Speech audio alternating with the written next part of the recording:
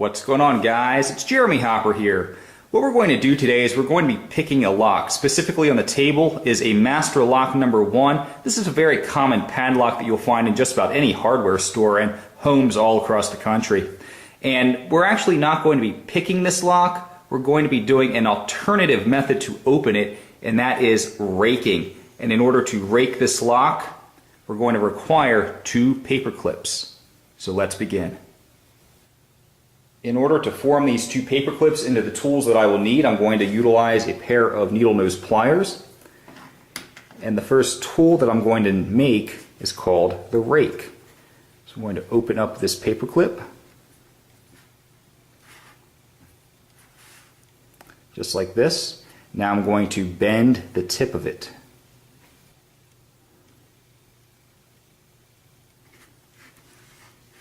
Just like this. I'm going to go back a little bit further and bend it back.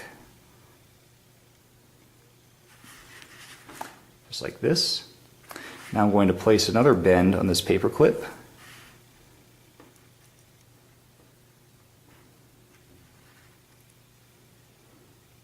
And now one more bend, just to straighten this all out.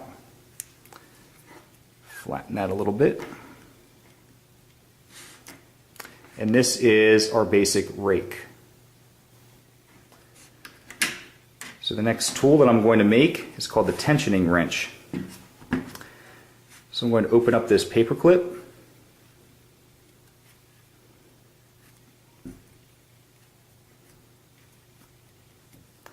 Now I'm going to utilize the needle nose pliers to flatten it, squeeze it shut.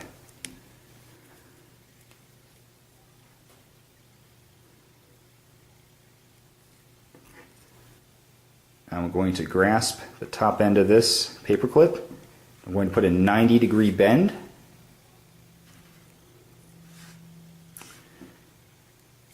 Now I'm going to twist the remaining parts of the paper clip together.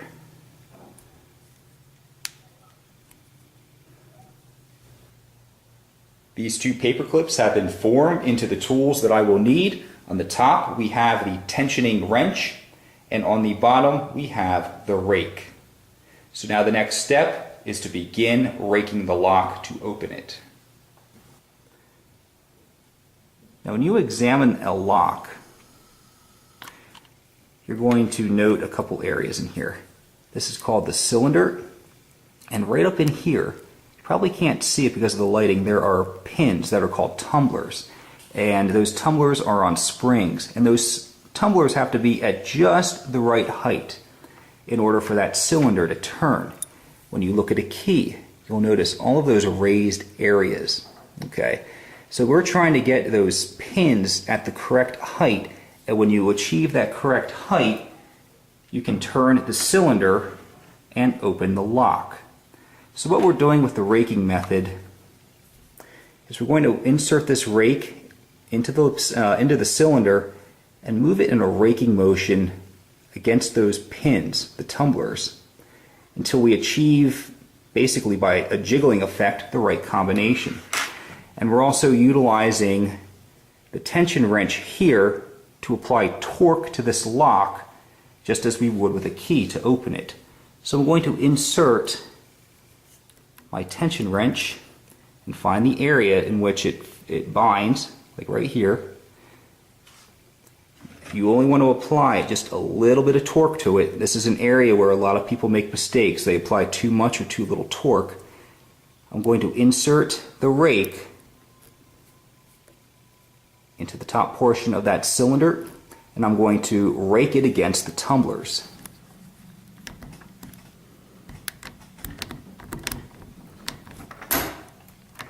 And there we go. We have just open that lock. As you can see, you heard it pop open. It's just that simple, guys. 2 paper clips, and you can bypass a lot of the common locks that are out there on the market just by raking.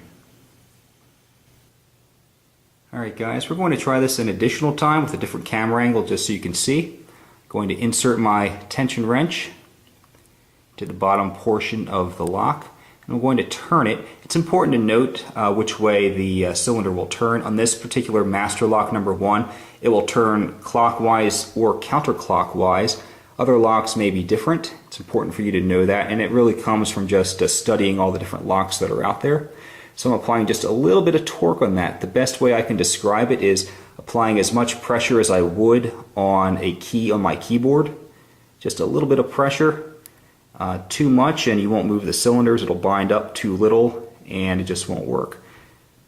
It's really just a matter of practice. So I'm going to insert that rake. Go to the back of that cylinder. I'm just going to keep raking those tumblers. Of course, I'm operating through a viewfinder, so it's a little bit more difficult for me. Oh, and there we go. I just got it. And now my rake is a little stuck in there. There we go. This is a great skill to know in case you ever find yourself in some type of extreme situation where you have to essentially effect your own rescue, and the only thing standing between you and safety or freedom, depending upon what we're talking about, might be a lock. So as always, I want to thank you guys for watching. I hope you found the information useful, and I will catch you in the next video. So long.